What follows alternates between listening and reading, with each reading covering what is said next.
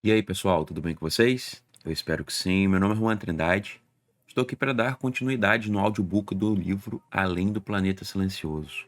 Vamos começar agora o capítulo 3. Quando recobrou os sentidos, Ransom teve a impressão que estava numa cama em um quarto escuro.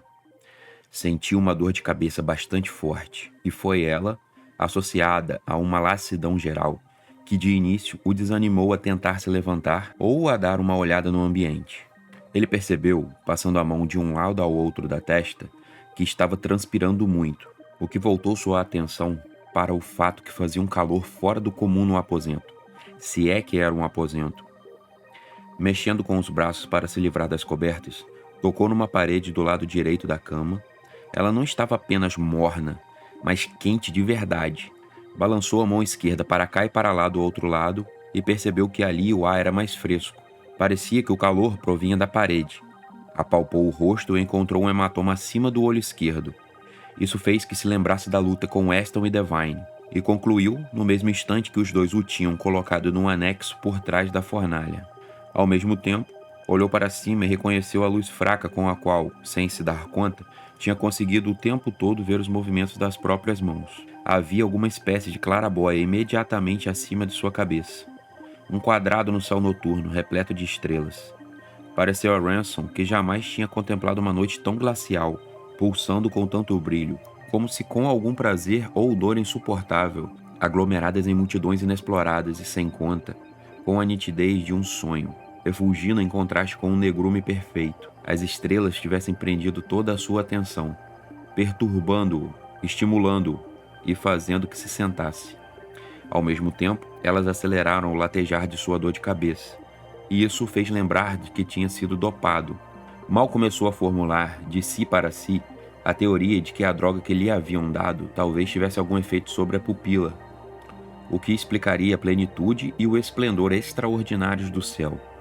Uma perturbação de luz prateada, quase um nascer do sol pálido e diminuto, num canto da claraboia, voltou a atrair seu olhar para o alto. Daí a alguns minutos, o orbe da lua cheia vinha entrando no seu campo visual. Ransom permaneceu sentado, imóvel, olhando. Nunca tinha visto uma lua daquelas, tão branca, tão ofuscante, tão grande, como uma enorme bola de futebol logo ali do lado de fora da vidraça, pensou. E um instante depois se corrigiu. Não, é maior que isso. A essa altura, já tinha certeza total de estar com algum problema grave nos olhos. Era impossível que alguma lua pudesse ter o tamanho daquilo que estava vendo. A luz da lua imensa, se é que era uma lua, tinha agora clareado o ambiente em que se encontrava quase como se fosse dia.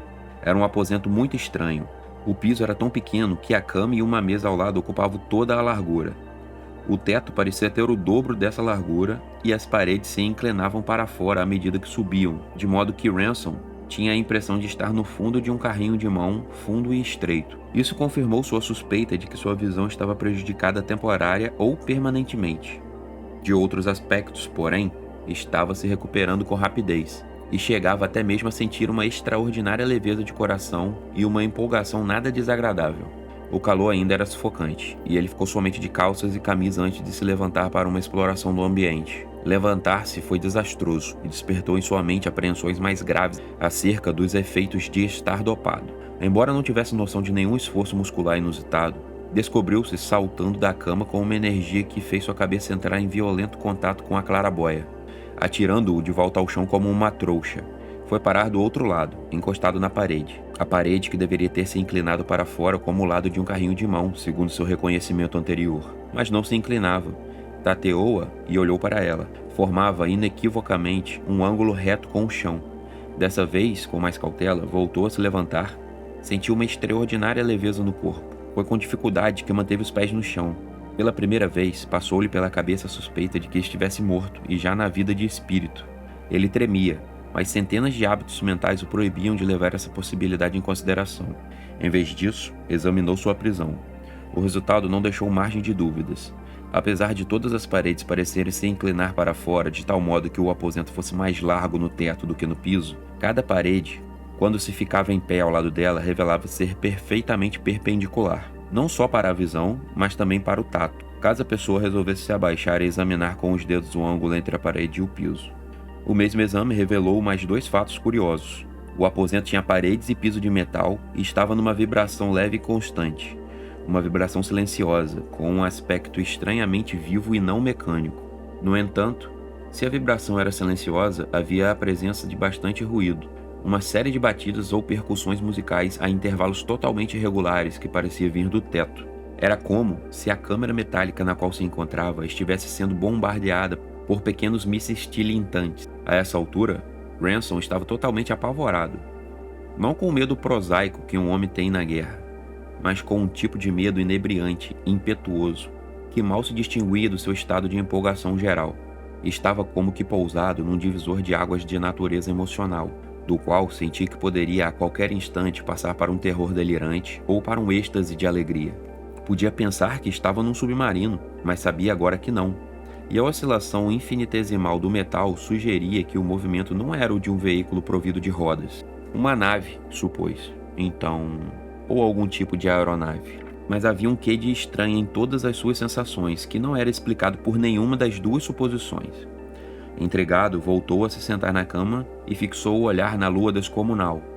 Uma aeronave, algum tipo de veículo aéreo. Mas por que a lua estava tão grande? Estava ainda maior do que havia pensado de início. Nenhuma lua poderia realmente ser daquele tamanho. E agora se dava conta de que sabia disso desde o princípio, mas tinha reprimido o conhecimento por causa do pavor. Ao mesmo tempo, ocorreu-lhe uma ideia que o deixou sem fôlego. Não podia ver lua cheia de modo algum naquela noite. Lembrava-se claramente de ter vindo andando de Netherby numa noite sem lua. Mesmo que tivesse deixado de perceber o risco fino de uma lua crescente, ela não poderia ter crescido tanto assim em apenas algumas horas. Na verdade, ela jamais poderia ter crescido a esse ponto, até o tamanho desse disco megalomaníaco. Muito maior do que a bola de futebol a qual ele havia comparado primeiro. Maior do que um bambolê que preenchia quase metade do céu. E onde estava o São Jorge, o vulto conhecido que contemplava lá do alto todas as gerações de homens? Aquilo não era a lua mesmo, e sentiu todo o cabelo arrepiar.